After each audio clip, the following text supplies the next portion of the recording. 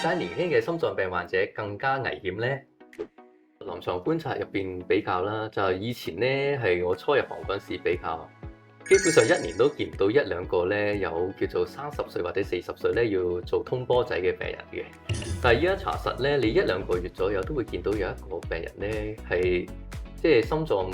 嗰啲血管咧衰到要做通波仔嘅病嘅。年輕人嗰啲心臟病發當然好多原因啦，生活習慣上咧就舉個例，你平時食嗰啲反式脂肪啊、煎炸嘢食啊、嗰啲叫做烘焙嘢食啊，同埋精製嘅加工嘢食啦，呢啲都查實咧對血管上高咧都會製造唔少嘅損傷同埋發炎嘅。嗰啲生活壓力啦、工作壓力啦，同埋食煙啦，而仲有就係唔做運動啦，成日對住個 mon 啦。平時生活習慣同埋起居飲食上高就引致血管上高嘅發炎啦，同埋損傷啦。高血脂、高血糖同埋高血壓呢啲咧，就係會喺血管修補過程中咧，就製造咗好多嘅叫斑塊嘅出現啦。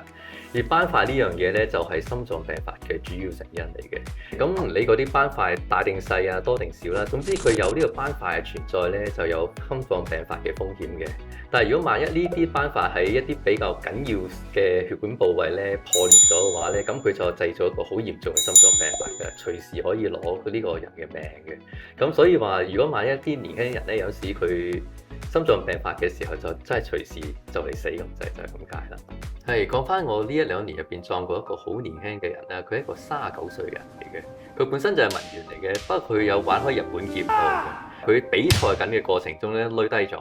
咁亦都好彩，佢能送到嚟醫院咧，就證實佢真係心臟病發嘅。而我哋即刻嗱嗱聲咧，亦都同佢做咗嗰啲叫通波仔，咁就救翻佢一命嘅。咁查實佢除咗心臟病發嗰條血管之外咧，其他血管都係好嚴重嘅。咁因為佢始終都係年輕啊，佢變咗查真係冇乜症狀嘅。佢一發作起身咧，就已經係咧，仲要係最危險嗰位置，心臟主幹嗰度發作，咁就即刻死咗咁滯。咁都叫好彩，佢救得快，臨尾佢係冇事。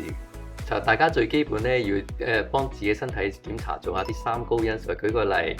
高血脂、高血糖同埋高血壓呢3樣常見嘅風險因素啦。亦都查實咧，睡眠都好緊要嘅。缺乏睡眠、壓力大同埋工作壓力呢，全部都係